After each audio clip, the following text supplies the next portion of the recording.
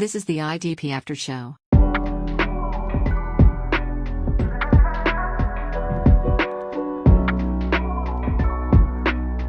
going to take the Atlanta Falcons. And the main reason is I love that they have a lot of ambiguity at kind of at every level. So at linebacker, they have Troy Andersen, Kaden Elliss, and maybe Michael Walker, right? He was the guy last year, but rookie Andersen kind of showed out a little bit towards the end, got more run. I think he's getting the green dot early. Kaden Elliss, recent signing in free agency here, following some coaching staff. Then you move to edge rusher. You got Lorenzo Carter and Arnold Ebiketie. Again, another free agent signing with a second-year player. Not really sure who's going to be the lead guy. Probably looks like Carter, but got to pay attention.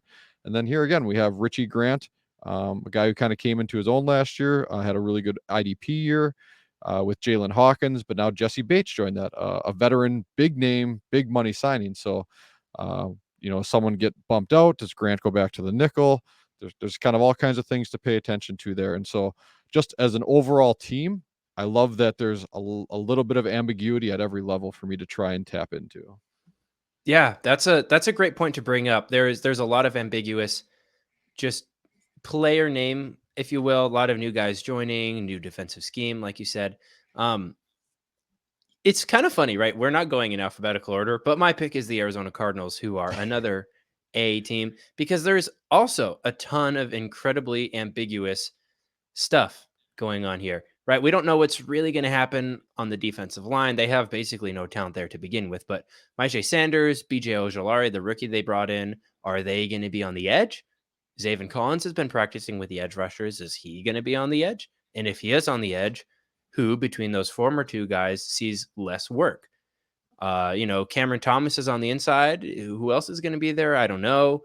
And if Zaven Collins is on the edge, what's the deal? Is Kaiser White going to be the lead middle linebacker? Is their rookie that they brought in, Owen Papoe, going to get work? Is Isaiah Simmons going to be in the nickel? Is he going to be in the slot? Like, is he going to play linebacker again? What the heck is going on here? I don't know, but I'm sure that we'll get some clarity when we start evaluating some of these camp reports. And that clarity should boost some players' value and, unfortunately, probably hurt some other players' value. So it'll help you really know when to buy guys and when to sell guys. I feel like there's probably a tier of 2, maybe 3 teams here. So we'll see who your next pick is. I keep scrolling through this stock. I'm like, I don't know who I'm going to pick. These are all kind of but those 2 teams definitely are 2 that have a ton of players just poised for incredibly valuable seasons. Yeah, I totally agree. And yeah, so for me, this one's I'm biased going this way. We joked about it, I think, before the show even started. I'm going to go with the Kansas City Chiefs. Again, a little bit of ambiguity at each level. So you start with the edge rushers. They have Karlaftis there from last year. Played great as a rookie, got plenty of snaps. So I think he's a lock to kind of be that number 1 edge rusher. But then you have Charles Omenihu, who came in, 2-year, $20 million contract, I believe. And Felix Anaduke Uzama, first-round draft pick, good pedigree. They're able to get him at the end of the first. So it's really, which one of those 2 kind of wins out in the camp battle to be the lead one. I think we've talked about them in a previous pod, so you can always check that out. But pay attention there. Linebacker, we all know and love Nick Bolton. He's clearly locked in as the lead guy. But Willie Gay found a way to be very relevant last year as the LB2 there, even at some of those lower snap percentages for an LB2. I think it was kind of in that 70% range. But they brought in Drew Tranquil and have Leo Chanel, who is one of your favorite pull-up artists. So check out Super Bowl parade pull-ups if you ever are curious about that. So who gets that number 2 spot is very interesting and can be very valuable there. And then the big one for me and why I had to take the Chiefs, the slot or that nickel role, as far as the defensive backs go. Last year, L'Jarius Sneed just obliterated, FFIDP, so fantasy football, for us with what he did coming out of the slot and the work that he did in cornerback required leagues, or not even, just straight up defensive back. He was amazing.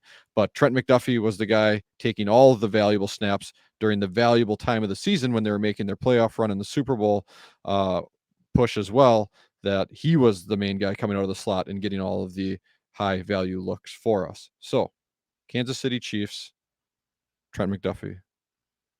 Who you got next? Trent McDuffie. Yeah, I like it. That's a good call. And it's funny because there's not a lot of players. Like, again, I'm going to talk about this doc again. You can sort by teams on this doc, and you can see the amount of players that have been drafted per team. Kansas City, one of the lower volume teams as far as the number of players that people are actually drafting. But at the same time, there still does seem to be a good amount of value to be taken here. Speaking of a team with a lot of value to be taken here, the Los Angeles Rams.